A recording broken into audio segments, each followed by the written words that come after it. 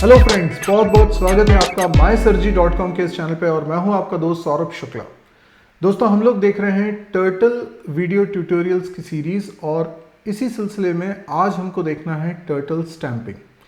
लेकिन मैं आपको आज के वीडियो में एक टास्क भी दूंगा और पहले मैं उस टास्क के बारे में आपको बताऊंगा कि वो टास्क क्या है, आपको क्या बनाना है और जो कुछ अभी तक पढ़ा है इंक्लूडिंग आज के वीडियो में जो हम पढ़ने वाले हैं उसका इस्तेमाल करके आप वो टास्क पूरा करने की कोशिश करिएगा। उसका सॉल्यूशन मैं इसी वीडियो में आपको बताऊंगा।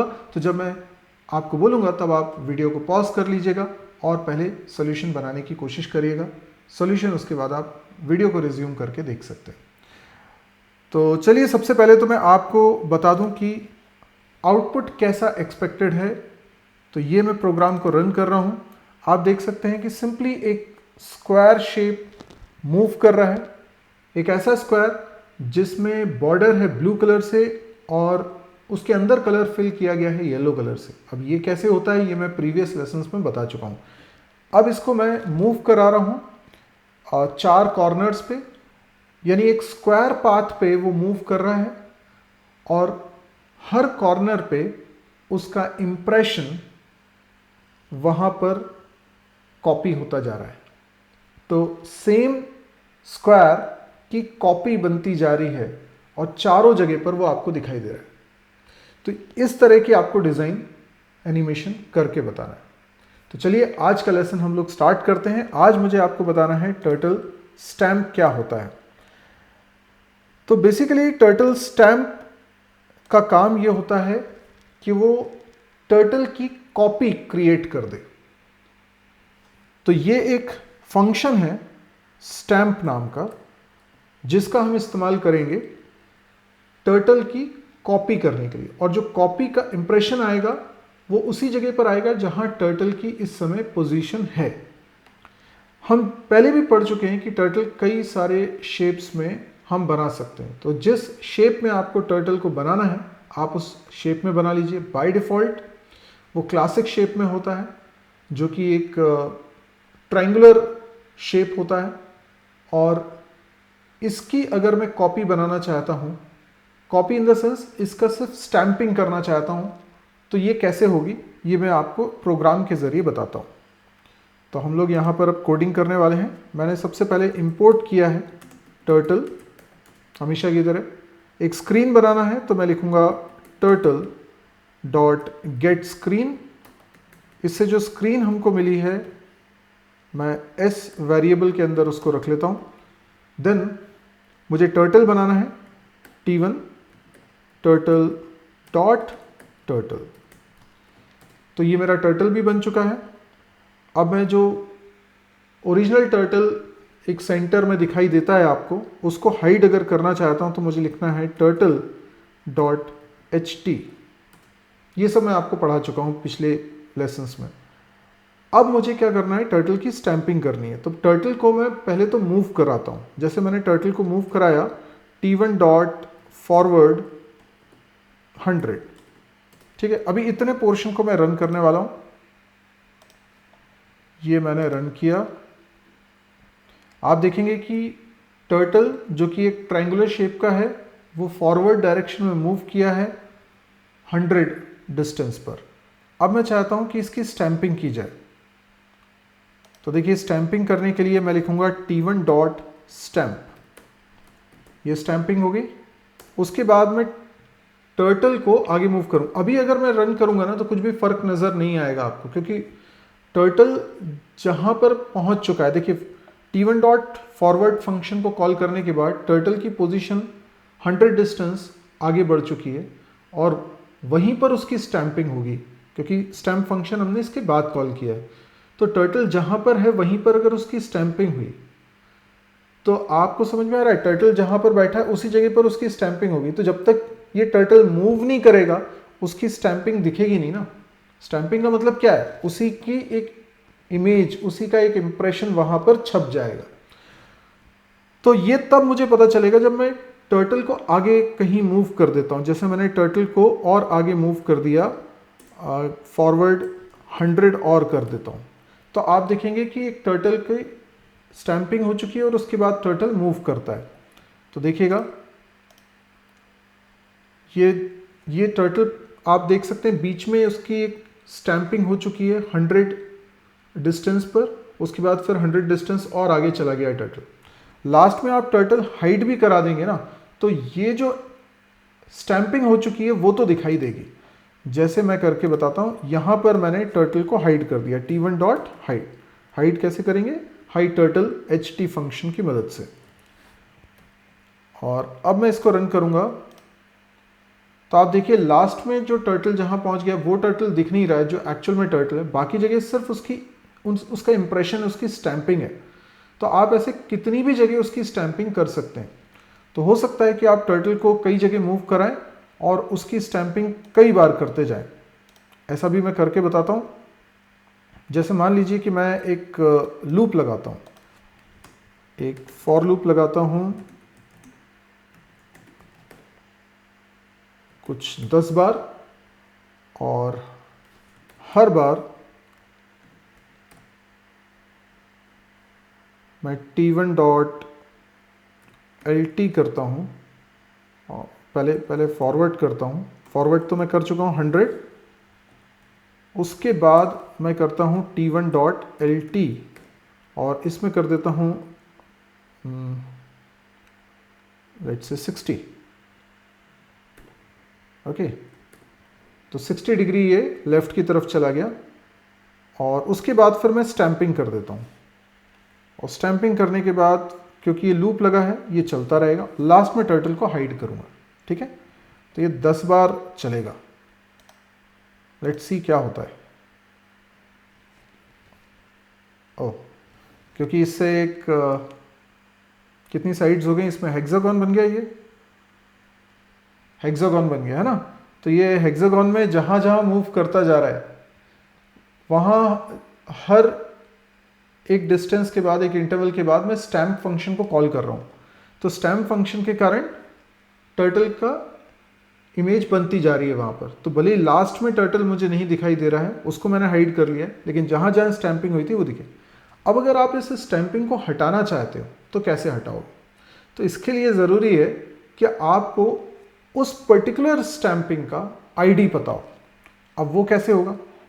तो स्टैम्प फंक्शन एक आईडी की वैल्यू रिटर्न करता है।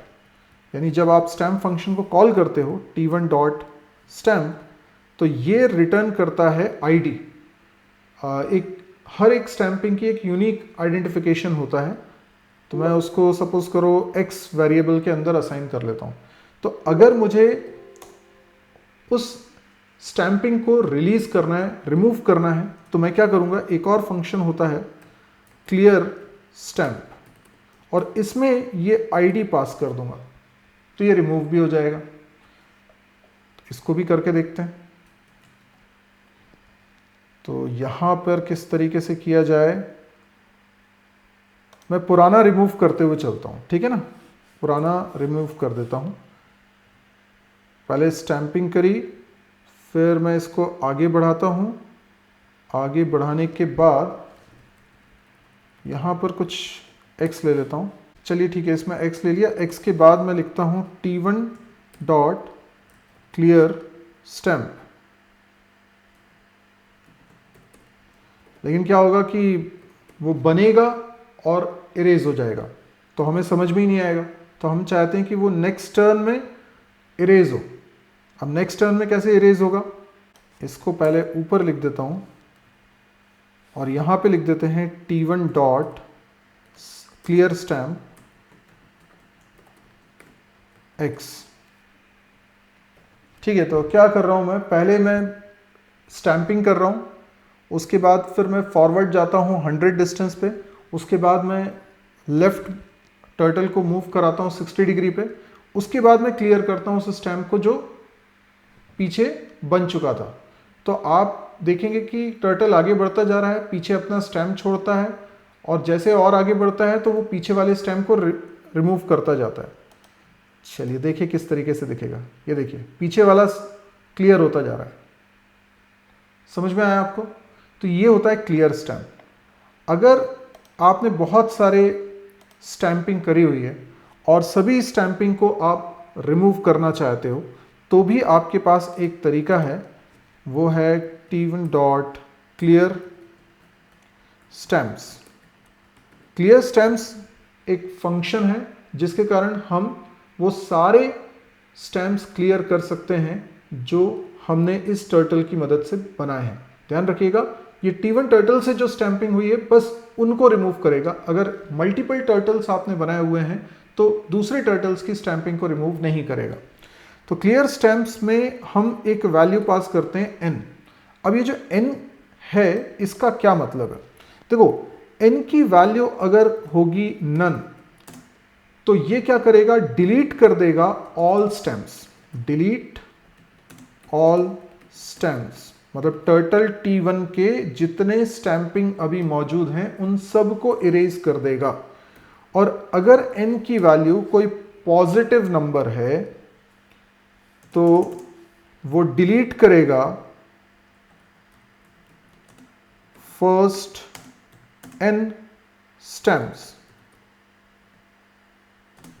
ठीक है, जितने स्टैम्प, मान लीजिए 50 स्टैंपिंग हम कर चुके हैं और मैंने क्लियर स्टैम्प्स में पास किया है 5, तो जो शुरुआत के 5 स्टैम्प बने थे ना वो इरेज होंगे। अगर आप चाहते हो जो आखिरी वाले 5 स्टैम्प हैं वो रिमूव हो जाए तो आप -5 पास करिएगा। समझ में आया? Delete last n stamps.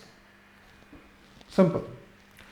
तो ये तो था स्टैंपिंग का लेक्चर, आपको आई होप समझ में आ गया होगा। अब मैं आपको सॉल्यूशन बताने वाला हूं जो मैंने टास्क आज आपको शुरुआत में दिया था। तो आप चाहें तो यहाँ वीडियो पॉज कर सकते हैं, पहले उस टास्क को कंप्लीट कर लीजिए, उसके बाद इस सॉल्यूशन को देखिए। तो चलिए अब मैं इसका सॉल्यूशन बनाने वाला हूँ। सबसे पहले मुझे टर्टल को इंपोर्ट करना है, वो मैंने किया हुआ है। टर्टल की स्क्रीन मैंने ऑब्टेन करनी थी, वो भी कर दी है। इसके अलावा टर्टल को भी क्रिएट कर लिया है, T1 नाम से बना लिया है। उसके बाद मैंने जो एक डिफ़ॉल्ट टर्टल आपको दिखाई देता है उसको हाइड करना था, वो भी मैंने कर दिया है।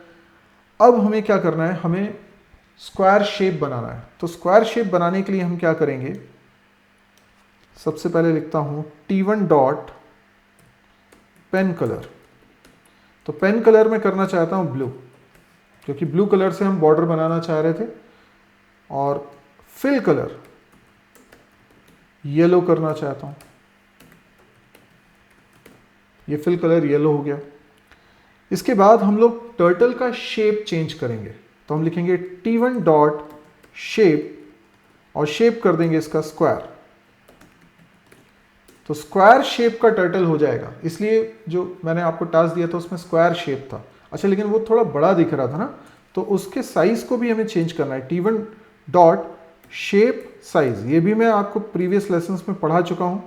T1 डॉट शेप साइज, इसमें 3 वैल्यू हमें पास करनी होती है।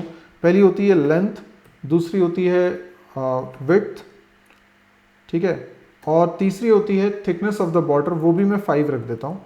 तो इस तरीके से मैंने 5 5 5 तीनों दे दिया। अब टर्टल को मुझे मूव कराना है, बिकॉज उसे स्क्वायर पाथ में मूव कराना है, पर अभी तो शुरुआत में टर्टल सेंटर में होता है, तो उसको मुझे स्क्वायर के किसी एक कॉर्नर पर पहले पहुंचाना है। तो वो मैं करने वाला हूँ। लेकिन उसमें क्या होगा, जैसे ही मूव कराऊंगा तो वहां पे एक लाइन ड्रॉ हो जाएगी। तो लाइन ड्रॉ ना हो इसके लिए पेन अप करता हूँ। अब इसे कॉर्नर पे पहुंचाने के लिए T1 dot go to function का इस्तेमाल करता हूं और इसमें 200, 200 ये XY की वैल्यू दे देता हूं। तो ये फर्स्ट क्वाड्रेंट में राइट टॉप पे जो कॉर्नर बनेगा वहां पर पहुंचा देगा। T1 dot go to. अच्छा, पेन अप किया हुआ है इसलिए कोई लाइन ड्रॉ नहीं होगी, लेकिन अब मैं चाहता हूं कि ये मूव करे, लेकिन पेन अप ही रखेंगे क्योंकि लाइन हम ड्रॉ नहीं करना चाह रहे हैं जैसा हमारा टास्क था। हमें इसे मूव करना है स्क्वायर पाथ में, तो हमें इसको मूव कराने के लिए गो टू फंक्शन का इस्तेमाल करते रहना होगा। लेकिन जब ये आगे बढ़े, जब ये टर्टल आगे बढ़े अपनी पोजीशन से, तो अपनी जगह पर पहले अपनी स्टैंपिंग छोड़ जाए, तभी तो उसकी कॉपीज आपको दिखाई देंगी। तो मैं यहाँ पर T1 डॉट स्टैम्प कर देता हूँ, जिससे कि इस जगह पर टर्टल स्टैम्प हो जाए। उसके बाद इसको मूव करता हूं अगले कॉर्नर पे, स्क्वायर के अगले कॉर्नर पे, दैट इज -200, 200। x की वैल्यू नेगेटिव में चली गई है। फिर मैं वहां पर भी इसकी स्टैंपिंग कर देता हूं और t1 dot go to -200 comma -200। Again यहां पर भी स्टैंपिंग कर देता हूं, देन मूव कर देता हूं t1 dot go to 200 comma -200। ठीक है, इसकी भी आप चाहें तो स्टैंपिंग करें, नहीं भी करेंगे तो आखिरी में टर्टल यहीं पर दिखाई देगा। अब मैं इसको रन करता हूं, आप नोटिस करिए एग्जैक्टली वही चीज़ जो हम बनाना चाहते हैं, लेकिन लास्ट में मैंने टर्टल को हाइड कर दिया इसलिए वहां पे दिखाई नहीं दे रहा है। तो या तो वो हाइड मत करिए या फिर यहां पे स्टैंपिंग कर दीजिए, t1 डॉट स्टैंप। ठीक है, t1 डॉट स्टैंप कर दिया तो यहां पर लास्ट में भी वो स्टैंपिंग कर देगा। तो ये बन गया हमारा प्रोग्राम जैसा कि टास्क दिया हुआ था। अगर आपको इस वीडियो सीरीज में मज़ा आ रहा है तो आप कमेंट में बताइए ज़रूर कि आपको कैसा लग रहा है। अगर आप चाहते हैं कि इस सीरीज़ का कोई भी वीडियो आपसे मिस ना हो तो आप इस चैनल को सब्सक्राइब कर लीजिए, बेल आइकन को भी प्रेस कर लीजिए ताकि कोई भी नोटिफिकेशन आपसे मिस ना हो। वीडियो को शेयर करिए, लाइक करिए। आज के लिए इतना ही दोस्तों, थैंक यू, गुड बाय।